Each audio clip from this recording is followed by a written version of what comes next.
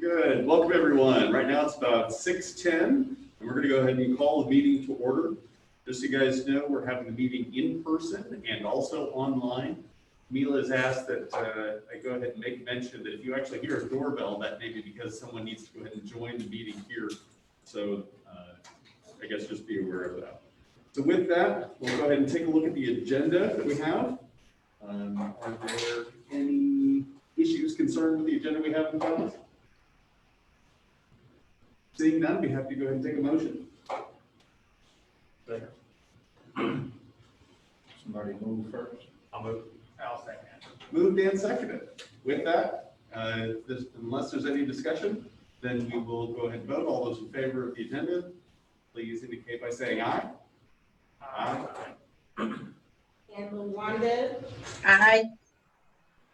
Well done. Good job.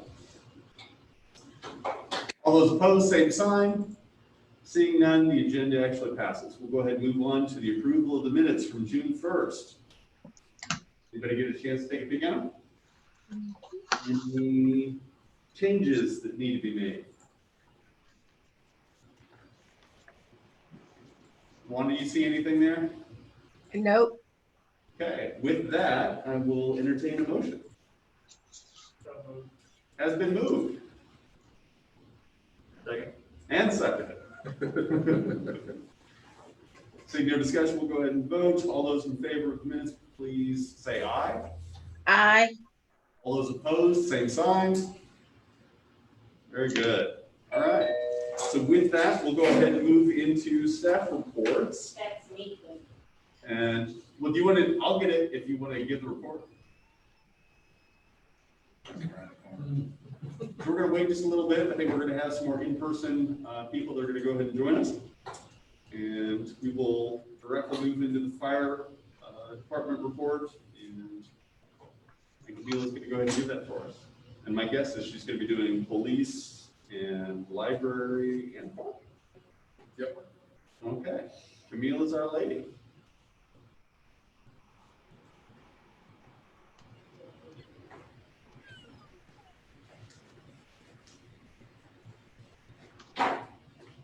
All right, Camila, we're going to go ahead and turn over the meeting to you when you're ready to give a fire report. Don't worry, nobody saw that. Luanda, what do you see on the camera? Right now, the camera is on the moderator. It looks like. Yep.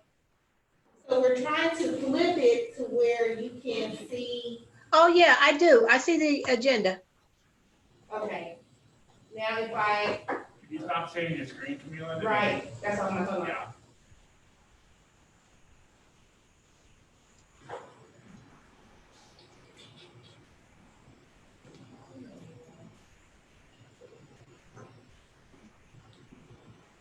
It's red, there you go. Okay. Now do you see the podium?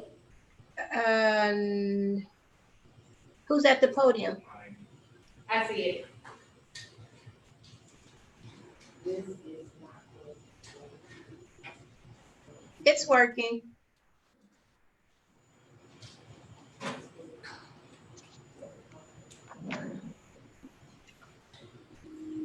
Tess, can you say something else for Wanda? I said I think it's working. And we wanted to test the volume of our speakers. Okay. I can hear you really well. Good. So thank you. Don't forget to state your name and address.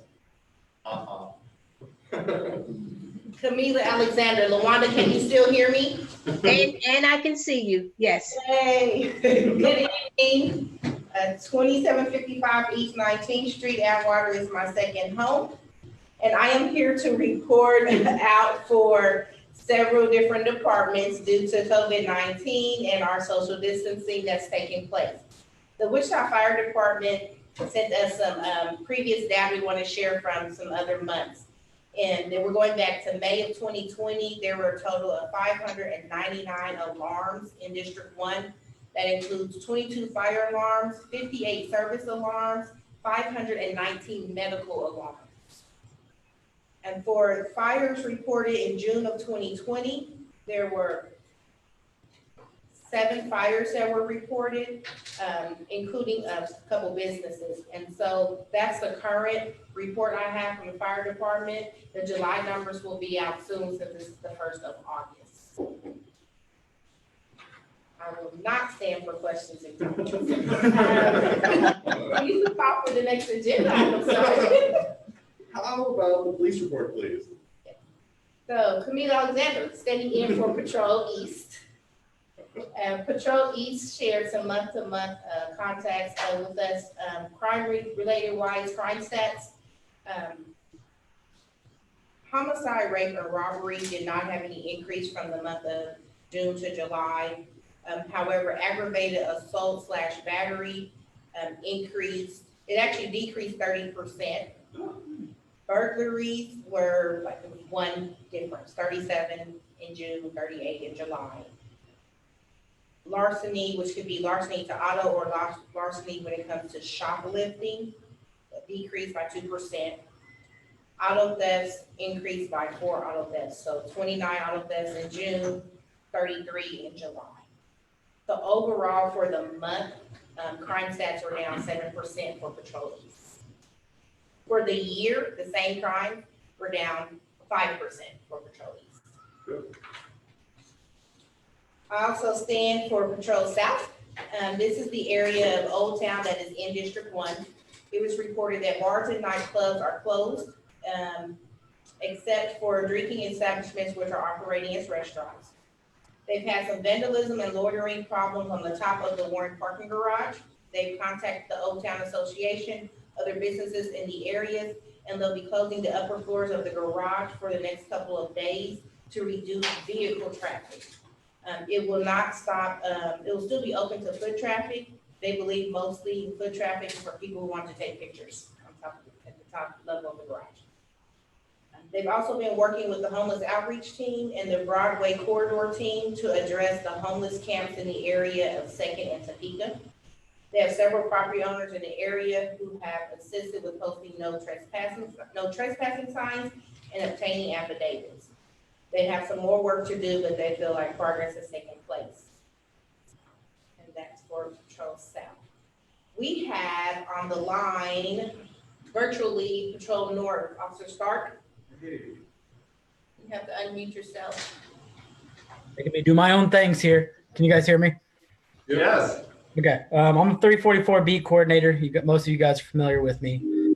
I won't bore you with stats. What I do have is pretty much everything's down except for ag assaults, and most of that's drive-by driven. We've had a serious increase in drive-bys lately. It's because of the feud between the Bloods and Crips right now is fueling it. And they're all 17, 18-year-olds that are driving this. We got some video. A lot of it stems from the Keeper shootings. I know you guys are familiar with the Keeper shootings. They all live up on 44 and 47 beat, so it just trickles over to there. And that's where most of those are coming from, is from the Keeper shootings. Up north, we're combating it with, we have a couple of special assignments going right now, some undercover stuff, as well as a lot of us are in marked vehicles just trying to saturate the area. There's no set time that it's happening. It's happening in the morning and the evening time, so we can't pinpoint when it's happening. What we're doing is just seeing off these houses that we know are target locations and just trying to basically get lucky and catch them rolling, stopping cars early in the morning that are leaving these target houses, stuff like that, to try to combat it. We're getting better with calling. We're getting a lot of neighborhoods that are calling. Some of them still are not calling, but most of them are calling. So that's good. So we're getting actual locations and we're finding the scenes fairly quickly. We just need to push out more, get more videos in the neighborhoods. Videos so far have helped us pinpoint a couple of suspects. So the more video, the better. So that's on that front. On non-criminal stuff, we just got done with Convoy of Hope over the weekend on Saturday. We ran Convoy of Hope from about 8 till 1 o'clock or so. Last count that we knew before we left at 1, they're at 1,400 people that went through the line. That's to get groceries, backpacks. It changed a little bit with COVID. Obviously, it was all drive-through, so we didn't have the mass hysteria we had last year. It actually went really smooth. They gave away food as well, so we had some just in there for food. We also have a cleanup coming up in a couple of weeks. It's called Cops versus Communities that they reached out to us. The recruits will be helping with that. We're going to be out just in the near Pyatt Park, just sweeping up, trying to clean up the blocks around that area, just try to get away the broken windows theory. So other than that, I mean, continue to lock your doors and continue to call us. So that's all I've got on the north side's front. Very good. Thank you very much. Does anybody have any questions? Seeing none, Officer Stark, thank you very much. Thank you for your service. I appreciate it. Thank you. All right, and that is the last of our police departments, correct? Very good. With that, we'll go ahead and move on to library report. Reed Alexander, 2755 East 19th Street. Gotta have some humor. Reporting for Wichita Library. This year, they have a fall gardening series that will be starting in connection with K-State Extension Office. The series will be recorded and available at a later date for customers to access through the website, which is wichitalibrary.org/gardening. And because of ongoing uncertainty of COVID-19, the library and its community partners have chosen to postpone the NEA Big Read until January/February of 2021 and move it to a virtual platform. The health and safety of participants and staff is the most important with the planning team, and it's the best possible for the Big Read program to move forward. Customers are encouraged to place a hold on books through the library online catalog or access the ebook and e-audio book through the Libby app. And there are multiple ways customers can access library material while browsing. The shelf is temporarily unavailable. One is each location is offering a concierge service. If you know which materials you would like to borrow or have any idea of titles or authors you'd like to explore, you can ask for staff and assistants to grab the materials for you. You can use the library's new reading recommendations and grab bag services on the website. And you can fill out the appropriate forms, and staff will work with you to select the materials that you'll enjoy. Lastly, you can access the library's full catalog of materials online at catalog.wichitalibrary.org. Using your library card, you can place holds on material and pick them up using curbside or drive-up window service, or come inside and retrieve your holds with staff assistance. Here's the library report. Very good. May we have the Park and Rec report, please? Stand before you here. For Park and Rec, since the school year was, the start school day was pushed back, summer camp has been extended at 3 locations: Woodard, McAdams, and Evergreen Rec Center, which gives those longer days in camp, so less days at home. And lastly, all the fall classes are on the online Evolve magazine. If you're not aware, 3 different departments got together to create a magazine, and that's the arts, the library, and Park and Rec, so you can see all the classes at one time in one place. So Evolve, EVOLVE, on Wichita.gov's website can show you the current classes that Park and Rec staff are offering across the city. Very good. Mila, thank you very much.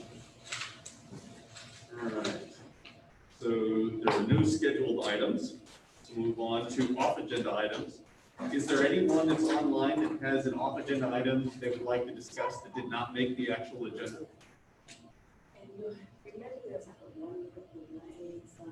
Check the chat box and see if anybody says anything. Yeah, Camille, that would be great if you would actually check the chat box. That would be wonderful.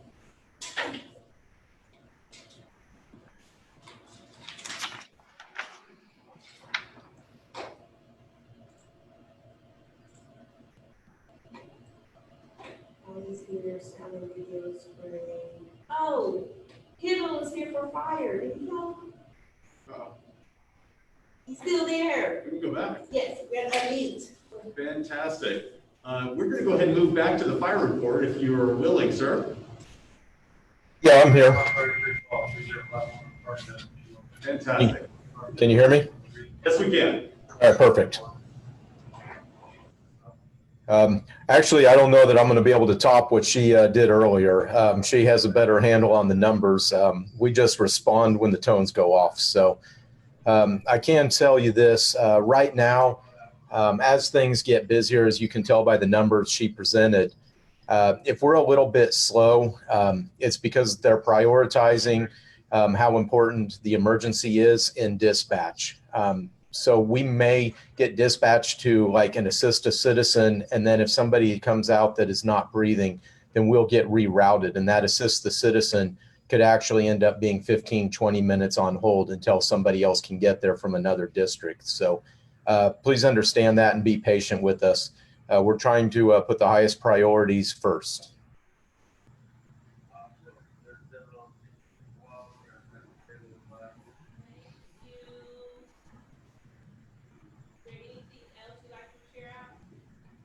I can't hear you. I'm sorry. Is there anything else that you'd like to share out? Not really. I mean, we're like I said, we're just doing what we do. We're responding to the fires. We're still putting the citizens first. COVID hasn't affected us as far as our willingness to respond. We're still going inside people's homes and helping them when they ask for help.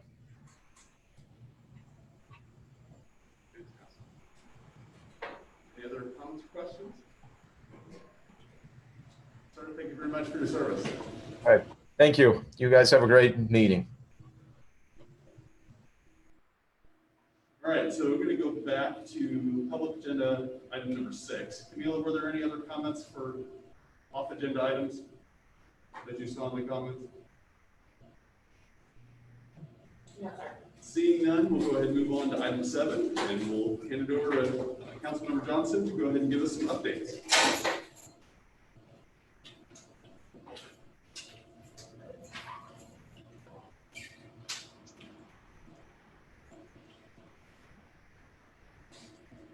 All righty, good evening, everyone.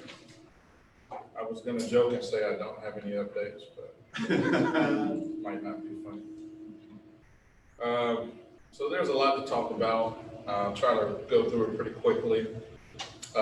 First, since the last meeting, most of you remember I left abruptly to go deal with something else going on. We have lost 2 DAB members. So Tyler has moved. He actually resides now in District 2. I put in a good word for him there, so hopefully he'll get appointed in District 2. And then Joseph has also moved. He moved into District 3. So we lost 2 really good DAB members, but they're all doing some pretty awesome things. We've also gained 2 new DAB members. So Rachel, I believe, is on the call. She represents the southern part of the district. That was an area that I've been trying to get more representation from. So she's joined. She works at Wichita State. And then we have Ruben. Ruben's our new youth member. So I will actually, if you'd like to give a little bit about who you are, what school you go to, and maybe why you wanted to join DAB so everybody can hear. Not to put you on the spot.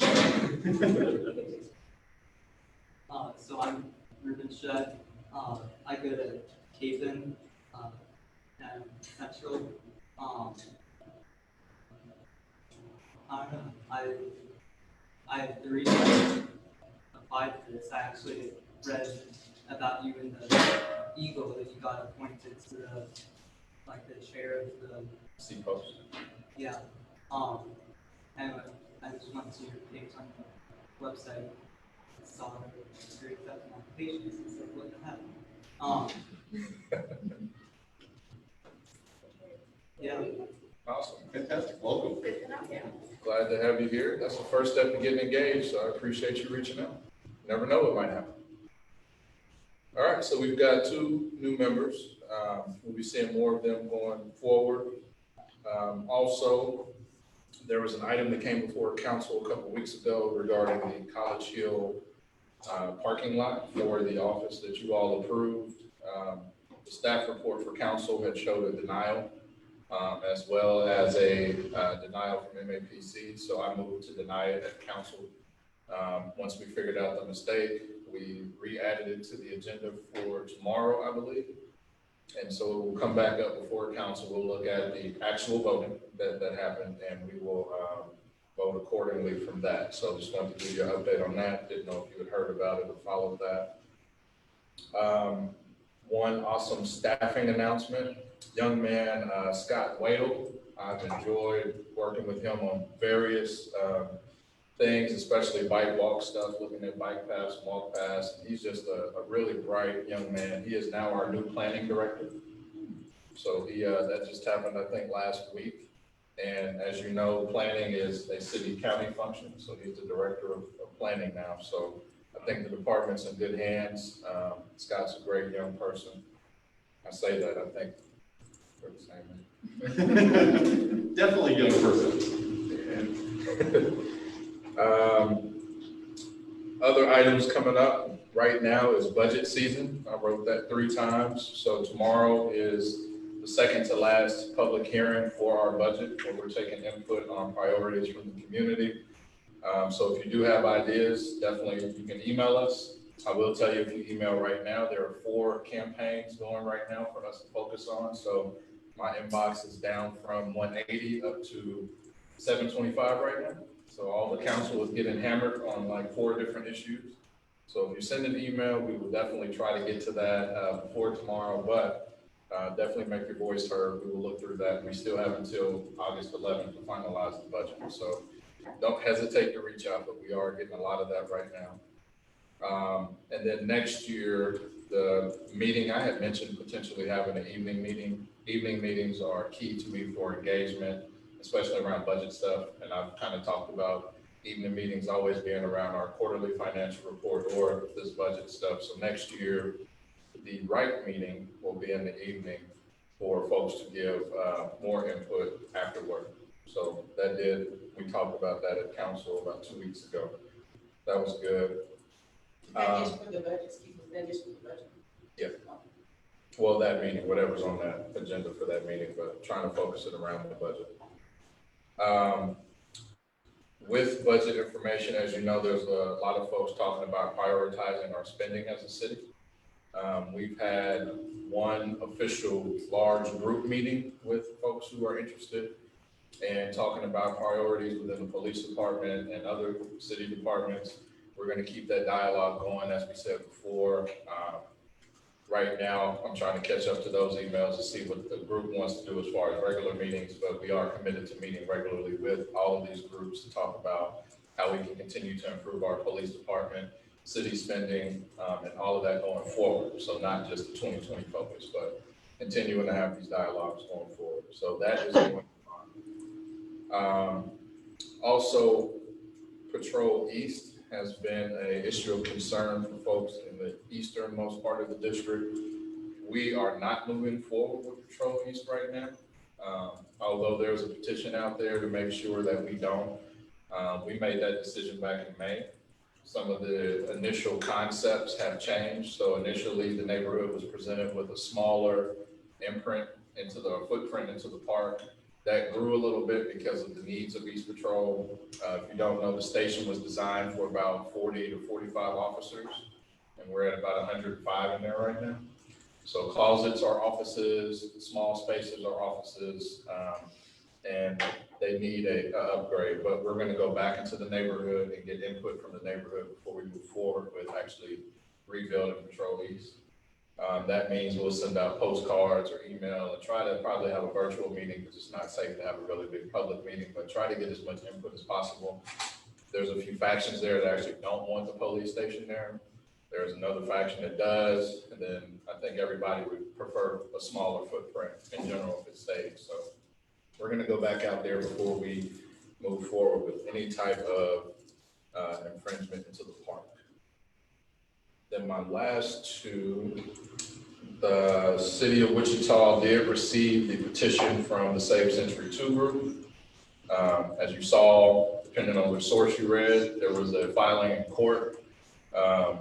One source stated all of the actual reasons that we filed that petition, another one singled on one area.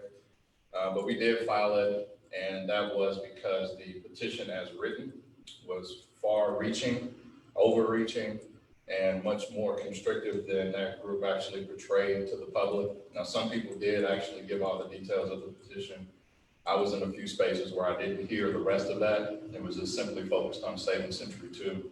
So even though that's been filed, the city council is committed to making sure there's a public vote at some point, far further than what I originally said. What I originally had been saying from the Riverfront perspective was, since there would likely be a sales tax, citizens would be able to vote on it anyway. We can't just unilaterally increase sales tax from the bench. Citizens have to vote on that. And for me personally, I'd rather have a plan out there that you vote on rather than just an idea of, hey, we should do this, so you know all the details of it. So we are committed to making sure there's a public vote. I think all groups want a public vote. That was the main message that the council heard from folks who wanted to save Century 2. So a public vote will come when there's an opportunity to go forward. Right now, the council hasn't even received the Riverfront plan officially. I mean, we know it's in it, but we haven't received the actual report to file it because of COVID. We wanted to push all of that stuff off and really focus on how we keep people safe and healthy. But that will come up pretty soon. But that's the update on the petition. Don't know what's going to happen in court, but looking at the language, it seems to be an attempt to make it an administrative ordinance, which there's no legal ground to do so. And then lastly, there is a potential new project coming over to the Maya Angelou Library. I'm not going to say a whole lot about it right now because it's not completely done, but it will be really exciting when it happens. There's a few groups interested in helping out, and it's all about not only celebrating who Maya Angelou was, but also bringing some much needed inspiration into the area. And so I'll leave it at that, but excited about what's coming. We've been making some steps through working with Lamont Tadana, who served on the library board for District 1, and Real Men, Real Heroes. So as that comes together, I'll definitely keep you all posted about that. And I think that is all of my updates. So I will stand here for questions from you all and the public. Any questions? As it relates to the Patrol East new building, it's the plan that we originally saw was pretty expensive. What prohibits us from going up instead of out? So going up costs more than going out. I'm probably not the best one to answer that, but when we get back into the neighborhood, the design team and everyone will be there. One of the neighbors is actually a pretty cool architect and presented an alternative to us than what was presented. And it kind of changed the angle a little bit of the size, but that type of dialogue we want to hear from the community. And, you know, up is actually affordable, and that's what folks want. It decreases the footprint. That would work. The biggest part of the footprint, though, was the parking spaces. So I think right now it's at 160, which is a lot. I know the department wanted to go closer to 180, and that keeps some of the actual police cars there too. And we were looking at potentially reducing that down past where it is, where WPD wanted to figure out what's going to be a good footprint there. But that, we've kind of stopped on all of our internal discussions, just to wait to hear from the neighborhood and figure out from there what folks want to do. So on the petition about Century 2, is there a potential timeline of when ideally the public would have to get to vote on that? Or not just yet? If you had a guess. It kind of depends on not necessarily what happens in court, but so the Riverfront plan is basically there. Everyone knows it's 1.3 billion. If you did it in phases, you could drop those down to, I think, 300 million on the first phase and kind of break it out like that. There have been conversations about how can we find a way to do something, but also not alienate everybody who really loves Century 2. And it really would depend on when that type of plan could come together and together enough to go out to dad and breakfast so we could start getting that information to you all, get feedback, just like the Riverfront plan did. It would really depend on all of that. I think if we really hurry, once we get past budget season, plans could start going out September, October, which would mean a potential spring election. That would really be pushing it depending on how quickly this plan comes together. I don't think anybody really wants to do a fall election. since it's something that's like unique, you want people who care on both sides to actually come show up and guide it, rather than like if it was this year, we called up in presidential politics, nobody really wants that. So I would say probably a year at the earliest, and I like to see stuff get done, so I'll be pushing really hard on it. But I would say a year at the earliest, maybe 2 or 3 at the latest. Hopefully not that, though. Speaking of budget season, tomorrow morning, is that going to be, how can we watch that? So all of our council meetings are on YouTube and Facebook, and then we put a link on Twitter too. If you go to the City of Wichita government page, you can see it. Some of us will look occasionally at comments during those items just to see what we can see. I know the budget item is going to be a really long item, because we have every group that's reaching out to us right now is probably also going to sign up to speak, or not sign up, but join in and speak during that time. We're also taking public comment at Century 2 in person, socially distanced, of course. So, but yeah, you can tune in via social media to see those. And Channel 7 if you don't have social media. This is a technical issue. Everyone can hear everything, so we can all stop any extra clicking of pens. That's me. It's for the kids, it's for the kids. Several of us are like, a citizen asked, and so I'm putting it out there.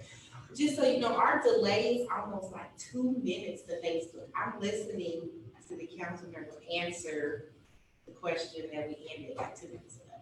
Oh, So I will slow down when I get done and wait an additional 2 minutes before we get up to question. Do any of you have any other questions?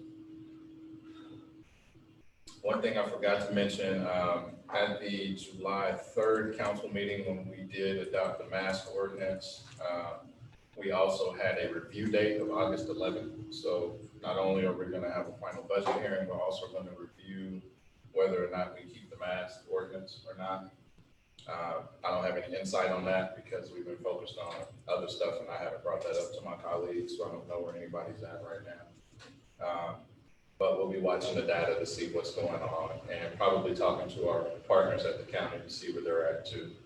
I think their order review is up on August 9th, which is 2 days before us, so we'll see what happens there. I guess if there's no other questions, I'll wait 2 minutes and see if anyone from the public, or I can fill that space and say that we are going to start engaging neighborhoods again differently. So I'll be out, not necessarily knocking doors to talk to people at the door face to face, because that's not safe, but trying to leave a door hanger or something with a Zoom link, so we can just talk directly to the neighborhood. Because I really wanted to be out knocking doors this summer, and I can't right now. So that's a way to still engage and talk to neighbors and hear feedback from different issues that I haven't been able to hear just yet. And that should start here in a couple of weeks. So you'll have like a designated time that they can Yeah. set up? We'll do that uniquely in each neighborhood. Probably won't go to the Patrol East neighborhood until there's a bunch of staff there, because I know everybody want to talk about one issue, and I want all of us there, rather than just my thoughts on it. But we'll try to engage the areas I was not able to get to late last year that I wanted to, and everything I have planned for this year. very good. Councilman, I think you've given the public at least 3 or 4 opportunities to go ahead and ask questions. Hey, so I I think can it's good. put my mask back on so people can see. Very good. With that, we'll go ahead and move into the next item of business. It's new business, item number 8. And I believe that Kathy's online. Is that true?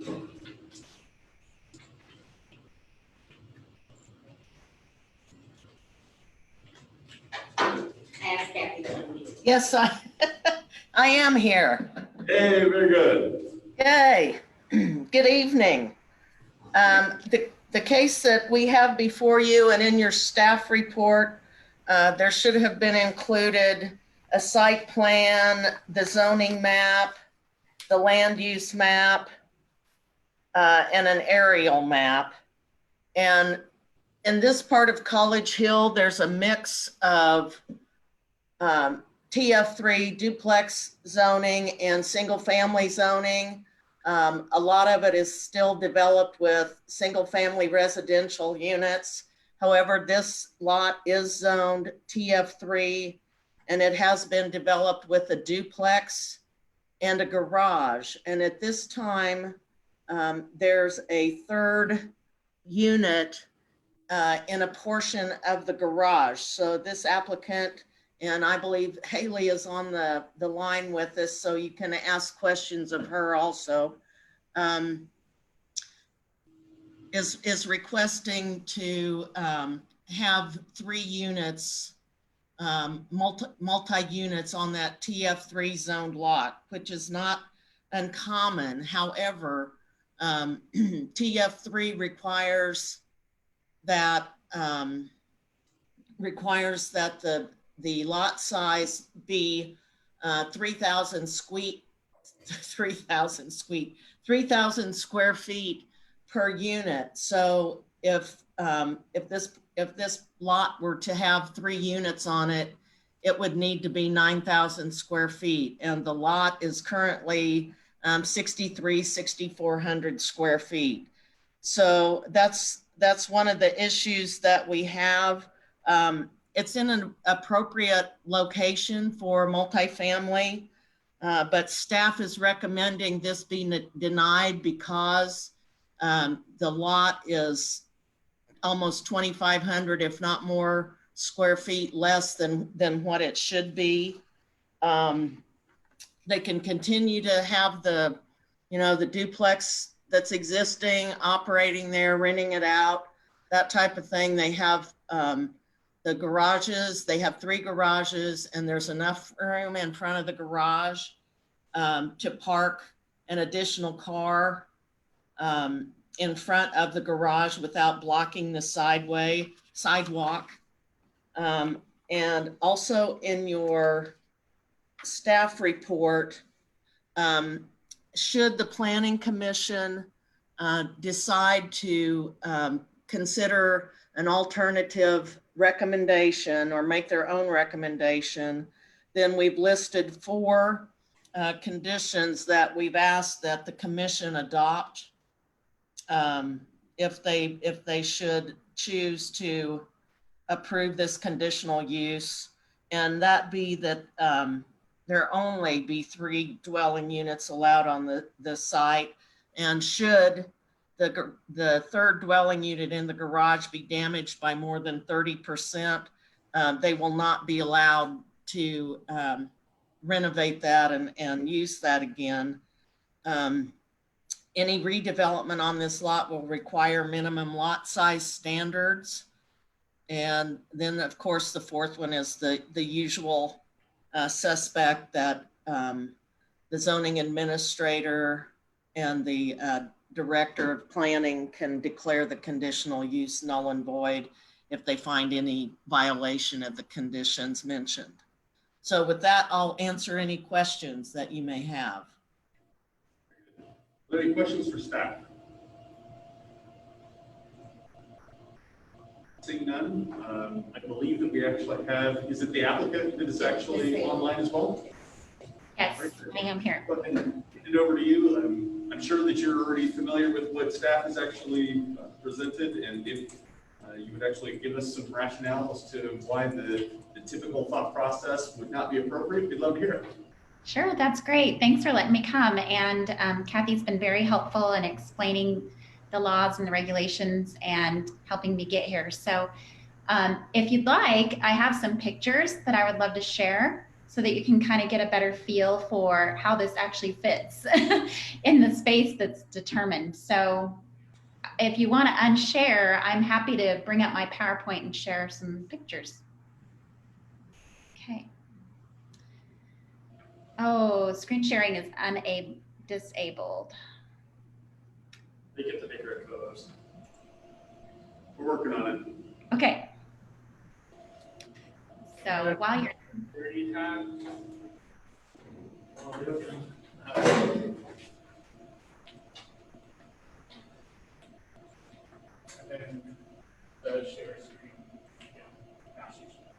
There we go. Okay. All right. Okay. So can you see my screen okay? You make it the largest that you can, like, you click. So do you see notes or do you see my full screen?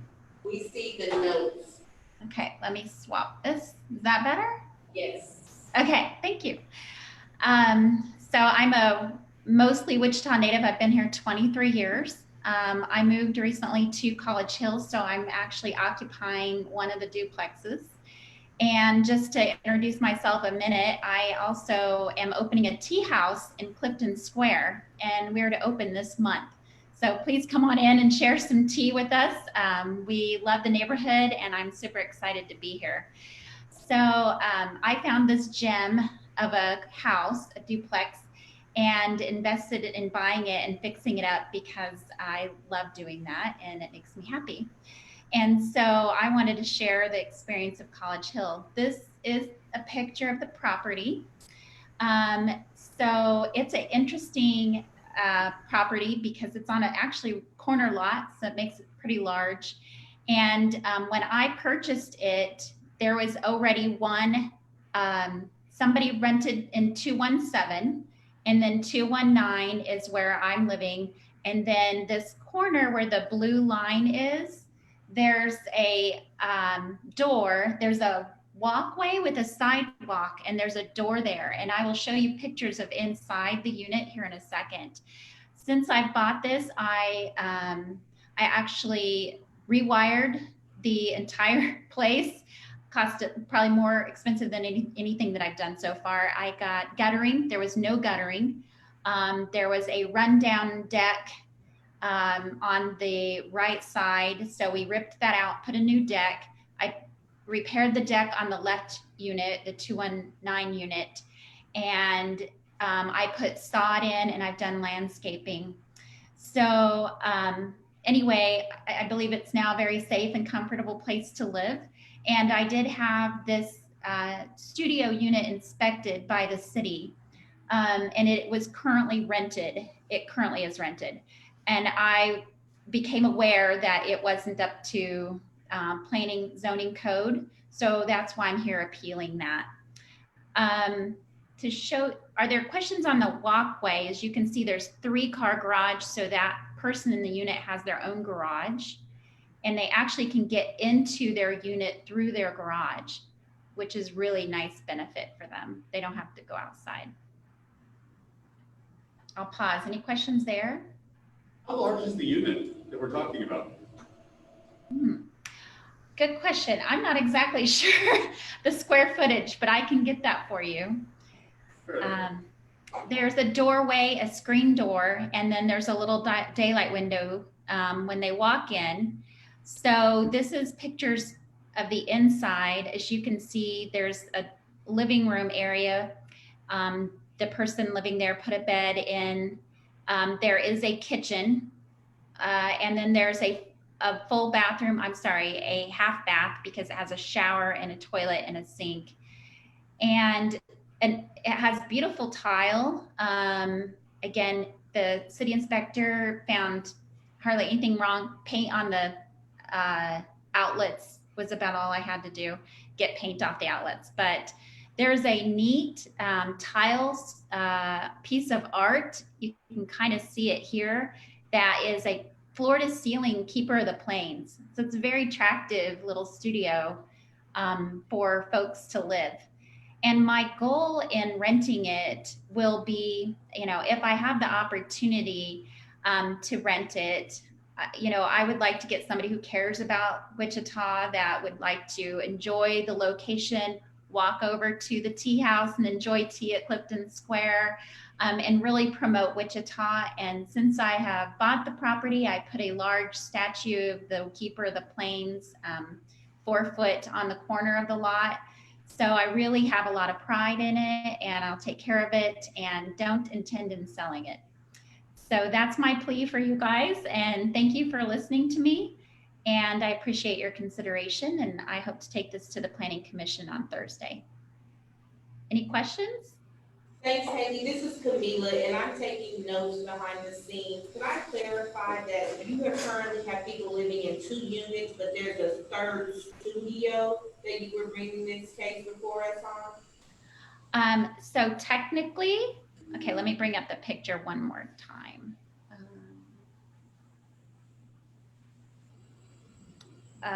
So this one on the left is rented by a full-time person. And then I'm in 217. So the one in the center of the duplex, that's where I'm living now. And then the studio is currently rented as well. And that lease was signed before I bought the property, and I just haven't, taken action because I'm going through this. I'm just letting them live there until we figure it out. So there are 2 units rented, and then myself living in the middle right here. And do you have any idea how long that studio's been there? I don't. From the modeling job, it looks like maybe the 80s. It has oak cabinets. I don't know. My guess is whoever built the garage built that. I'm not really sure. Okay. Anybody else have any questions for the applicant? Yeah, I have a question. Haley, you said that the studio person who resides in the studio can access their place through the garage. So does the other tenants then have access to their studio through the garage? It was kind of hard to hear you, but if I heard you right, you're asking about entrances. Can you hear me, Camila? Yeah. The question was, do you and the other occupant of the duplex have access to that studio through the garage also? Only so the middle garage is mine, and the far left garage is the far south garage is the south person's garage, and then the far north garage is the studio garage, and it is the only one that has a door into the studio. But then there's the exterior door as well down the walk path. Does that help? I think this is an interesting discussion, just from my perspective, that it's been there for that long and apparently used for that long, at least by looking at it. I guess I have a question now back for staff, if that's possible. Kathy, can you hear me? I can barely hear you. Go ahead. We'll try. So, take the mask off. What, from a staff's perspective, what would actually occur if this was actually denied? Would that mean that Haley would have to go ahead and remove her person? That would be a code enforcement thing, and it would be my understanding that that apartment would not be able to be leased. Duplex zoning does allow accessory apartments, but like I said earlier, they have to have a minimum, or multiple units rather, not an accessory apartment, but they have to have a minimum of 3,000 square feet per dwelling unit. So if this doesn't, the Planning Commission, as Haley said, will hear this case on Thursday. From there, it will be referred to the City Council, and depending on what kind of recommendation the Planning Commission makes, and then based on your recommendation to Council Member Brandon, they could decide to allow the conditional use or the apartment to remain with those conditions, and then go through the 14-day after the Planning Commission meeting. We will have a 14-day protest period, which the neighbors can write in and either support for or opposition to allowing this unit to remain, because it's my understanding that this prior to Haley purchasing this, there had been issues with the previous property owner, and they did not go through the correct channels to build this studio unit on the lot. So That's going to be my next set of questions was what was the history of this particular property prior to Haley?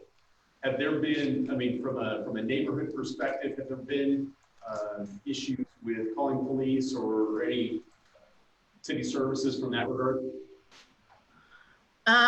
There's not that I'm aware of. I know that we've had complaints about parking, a lot of parking on the street. Fountain is a busy street and it's got parking on both sides of the street. I have had 2 neighbors that sent me emails regarding this, and that was their main complaint, was the parking congestion there. Fair enough. But not necessarily the existence of the studio there, correct? Not necessarily, except that the studio does require additional parking. And normally what the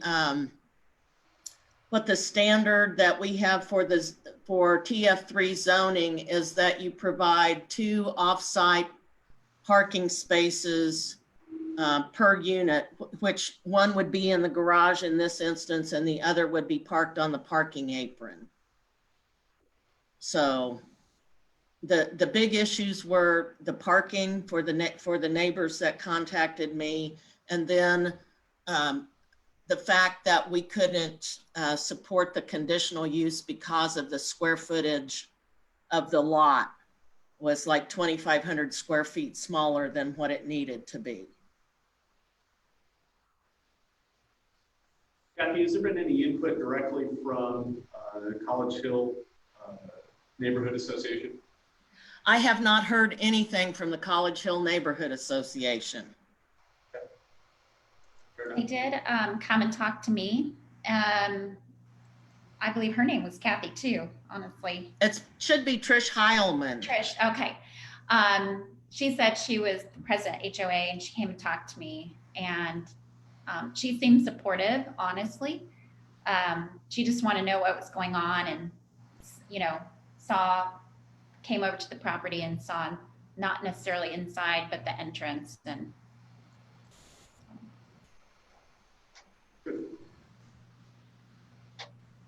so forgive me as far as policy is actually concerned, would this be to the point where there would be a protest associated with the application?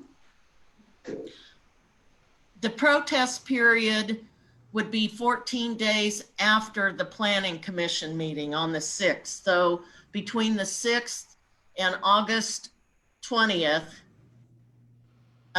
there would be time for property owners in and around that site location to provide a written protest against the conditional use. And then that information would be included in the agenda report sent to City Council. And because staff in the staff report to Planning Commission is recommending denial, this will automatically be heard by the City Council. Very good. Looking at the data, I'm not seeing any more questions right now. Is there anybody else from the, okay, go ahead. Kathy, on the planning commission conditions, number 2, when it talks about 30%, is there a reason for 30%, or is that just kind of just common practice, or is that a number that staff came up with? That was a number that we came up with, and the planning staff came up with. If you look in the building code, it's actually 50% of the structure is destroyed, then it's taken down, I believe. But that 30% figure was discussed and approved by the planning staff. And that's certainly something that if the Planning Commission should choose to do, they can further change those conditions so they could either remove that condition or make it, maybe 50%, whatever. Any other questions from the Deb? Seeing none, I'm going to go ahead and take it out to the public. Is there anybody from the public that would like to discuss comments? Or that member Luanda.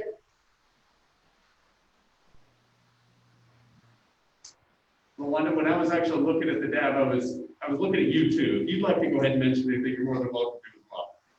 So basically, are you just asking to be able to keep the apartment going? That's basically what you're asking?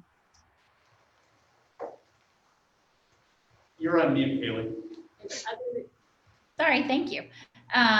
Yes, that's exactly it. And other than, there were no other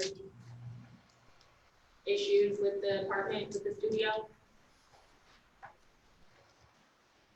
It's a clean little studio. I think it's a good option for somebody who wants to live in College Hill.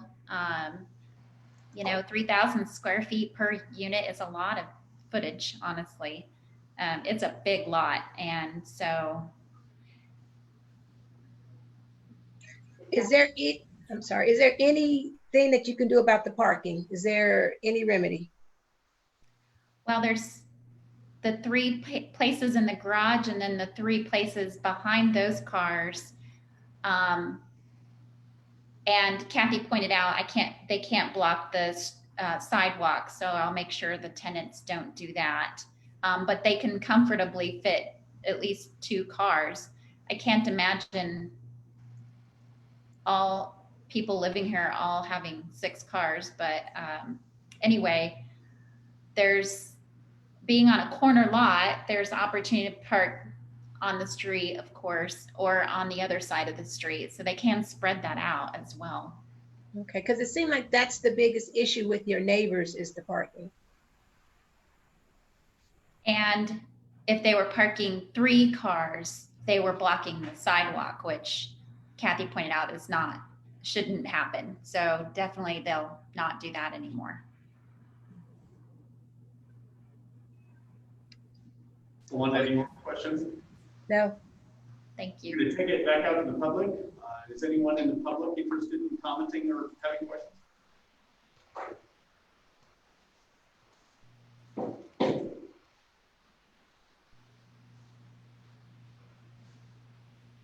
So because of the potential delay that may actually be on Facebook, I'm going to go ahead and bring that back to Deb for discussion.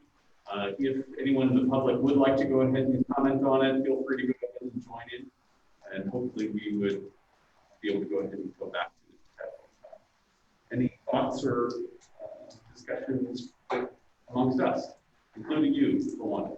I personally don't think that parking is really enough to deny it. It's public parking on the street anyway, so she explained it already, they have 2 parking spots, at least 3 amongst each other. And if it's already been there for, we don't know how long, but if they're already residing there, it's been fine, I don't see any other issues, then I don't think it really needs to be like that. Absolutely agree. It feels kind of punitive, right? And I'm not sure why it's coming up, but it feels kind of like punitive because it wasn't done right the first time. Now there's a potential that we're not going to let it happen, and we as many people, but whoever, right, make that decision, not going to let it happen. And I agree. I think parking is, to me, right, shouldn't be the end all be all when it comes to it, because there seems to already be options in place for it. And I don't think it's enough to support the denial of this request. I absolutely agree. The other thing I was thinking about too is that it's got to be frustrating as a property owner that you're attempting to go ahead and do the right thing, have the city come and inspect, and only then do you find out there's an issue. For something that's been likely, I suspect she's right, just based off of the cabinets or whatever, that's probably been there since the 80s. So I struggle with that significantly.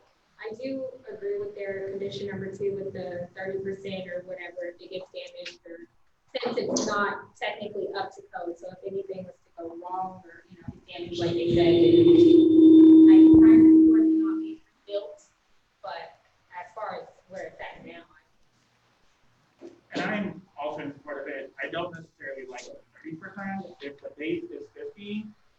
and I don't know if we can recommend changes to there, then I'm not going to do right now, but I do like the thing again, if there's, at some point, if it gets too much, then don't let it be rebuilt. But again, the 30% to me, and I'm not a planning professional, so I'm gonna totally put that out there. Again, feel very punitive of why are we going to punish because something that is done right versus if it gets to that position, then yeah, if that's what the building code says, then don't let it happen. But I don't necessarily think it has to be decreased from what the base is already is.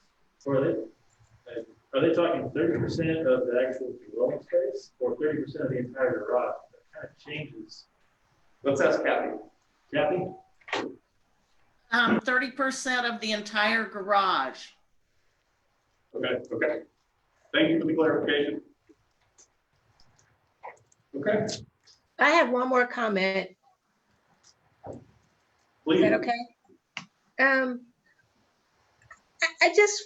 I just like consistency. I don't want to violate codes. There's a process, and so I'm not trying to be, the naysayer or anything. I think the duplex is awesome. We hear a lot of cases, and it's all about the codes and it's all about the zones. And we've denied things before because we wanted to stick with the rules. And I just don't want to set a precedent that we are ignoring code, and then when the next case comes and we say, well, code says, so I just want us to be consistent and think about what we're doing and the standards that we're setting moving forward. Fair enough. Would code enforcement though be kind of separate from this issue? So even though if the zoning change was approved, that domicile still has to be up to a separate code that we don't really have to say. Yeah, the city has already came and inspected it. So it's up to code in that manner. It's just the zoning on the large lot. So 9,000 square feet is a lot of footage for having 2.5, spaces.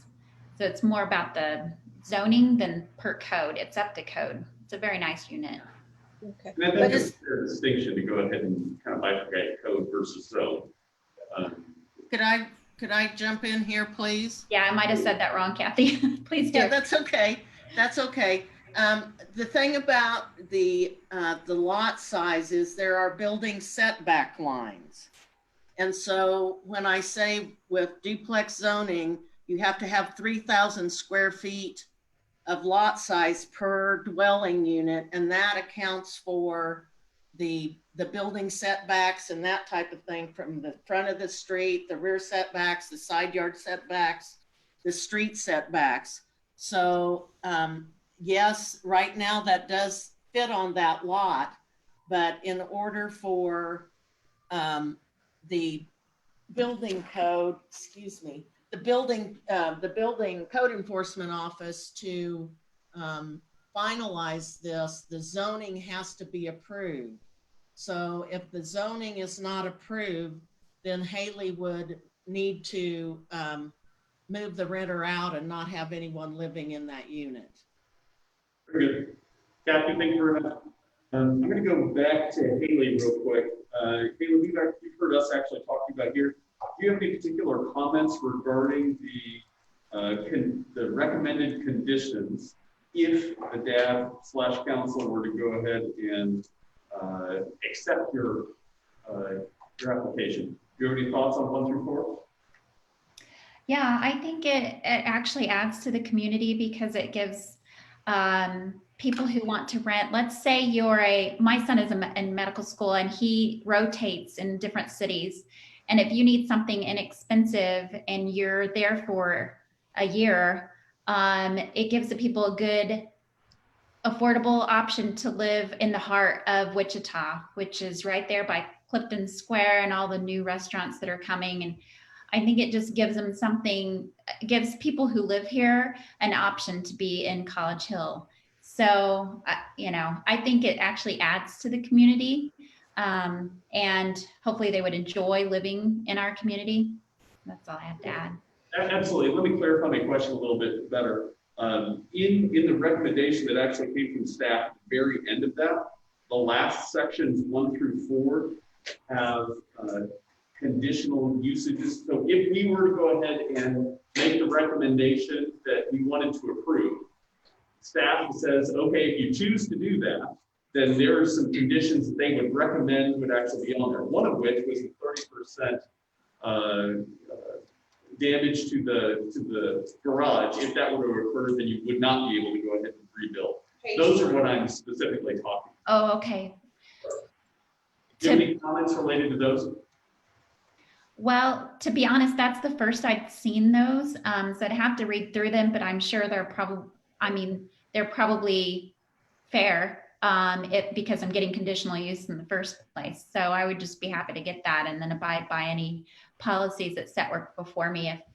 So in my understanding is if something happened to the unit, which there's a monster tree behind it that we're going to take out and it became damaged, that I wouldn't be able to rebuild it. Is that correct? Like, for instance, if something happened, like if a tree fell on it or whatever, and I wouldn't be able to rebuild it, is that true? Yeah, so the way that I'll read it to you. Yeah. Hold on a second. Kathy, you should have had it emailed from me, plus I'm going to share it on the screen. Thank you. Right Okay. here on the screen. Thank Site plan. So 1 is a given because, yeah, it's subject to that area. Should it becomes damaged more than 30%, it can't be rebuilt. Redevelopment is not required. Well, I'm probably not going to redevelop at all. And zoning administrator finds a violation of the condition use in addition to forcing other remedies. The concurrence of planning director declared the conditional use is null and void. Yeah. So those make sense. Those are fair, right? Very good. Thank you. I would like to point out one other thing. What we're talking about, she would be able to rebuild a garage, right? But just not have a living unit in the garage. Okay. That's what that's intended for. Understanding. Thank you for the clarification. Thank you. So with that, I'm going to go ahead and bring it back to the DAO. We talked a bunch about it. I think I have a sense as to where this is actually going. With that, would anyone like to make a motion? So speak up. I would like to make a motion to approve it, our application, to keep it. Very good. And just for clarification, are you recommending the conditions 1 through 4 recommended on page 3? Yes, and if we can change the 30% to 50%. I second that. Moved and seconded. Is there any additional discussion that we'd like to have? I couldn't hear the tail end of what she said. Can you hear me? I can hear you, yes. Okay. That member Danielle Johnson made a motion that the MAPC approve the actual original request, including the conditions listed in section 4, page 3, with the addition that on section 2 to the garage, with the third dwelling unit become damaged more than 50%, the third dwelling unit will not be allowed to be there.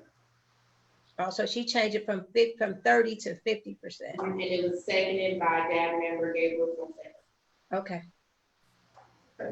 Is there any further discussion? Seeing none, we'll go ahead and take a vote. All those in favor indicate by saying aye. Aye. All those opposed, same sign. I oppose only because I wanted the 30%, but I oppose. Understand? Very good. Camila, you have your count. Very good. Motion passes. Thank you very much. Can you tell me what the vote count was, please? 6-1. 6-1. Thank you. You guys have a great evening. Haley, I'll look forward to talking to you Thursday. See you Thursday. Thank you, guys. Thank Very you. good. All right, Ruben, I've not actually heard you talk very much. There's an opportunity to go ahead and make a motion to close. Like to have Any a- updates? Oh, that's right. We've got an update. So Ruben, you're still getting a chance to go ahead and talk first. What's happening in Cape? Well, school's reopening. Kathy, classes, students, half an hour. Can you repeat that second? Half of the students are gonna be in the morning, half in the afternoon. Is that my grades? No, so we're actually split into houses. So there's like, it's split pretty, like the houses are split pretty evenly among grades. Like there's an equal amount of grade in each. But the 4 of them are going to be more math needs.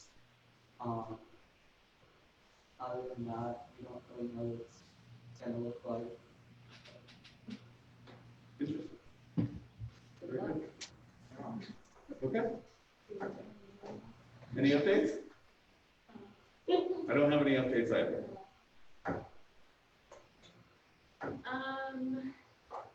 Okay, yes, so ICT Launchpad, which is a youth organization, we just received a grant through Target, $3,000 grant. So we're really excited about that. We're going to utilize that to do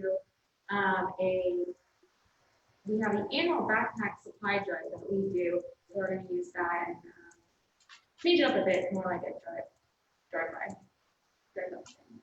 Are you guys making volunteers or anything? Yeah, we're gonna work on that this week with our Way to Work youth and help us do that. And yeah, so we'll have some sign-in sheets and things and tell more about it.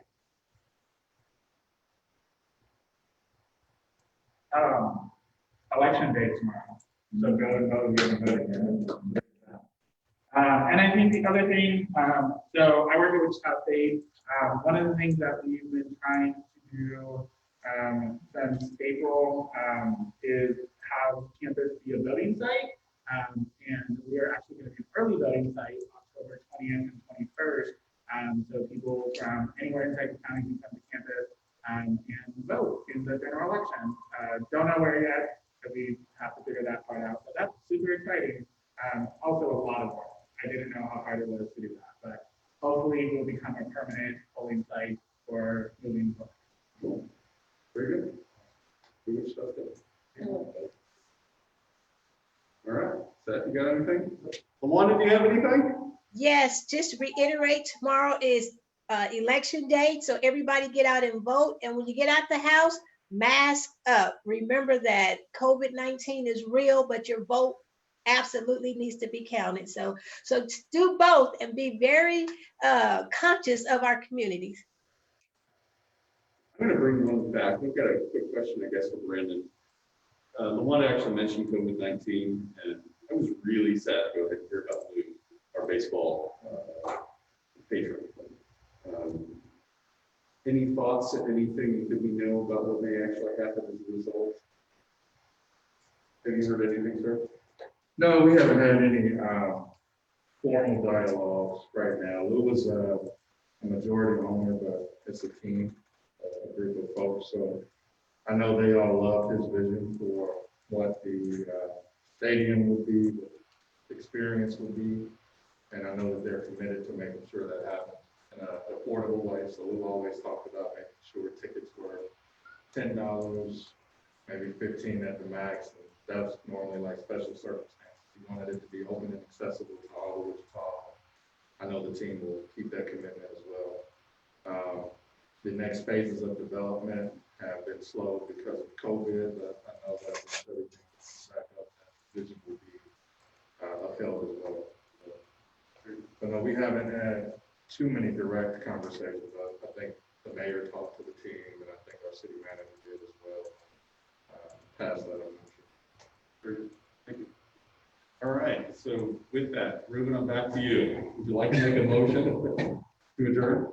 I would love to make a motion to adjourn. Has been moved. Is there a second? Moved and seconded. All those in favor say aye. Aye. All those opposed, same sign. Motion passes.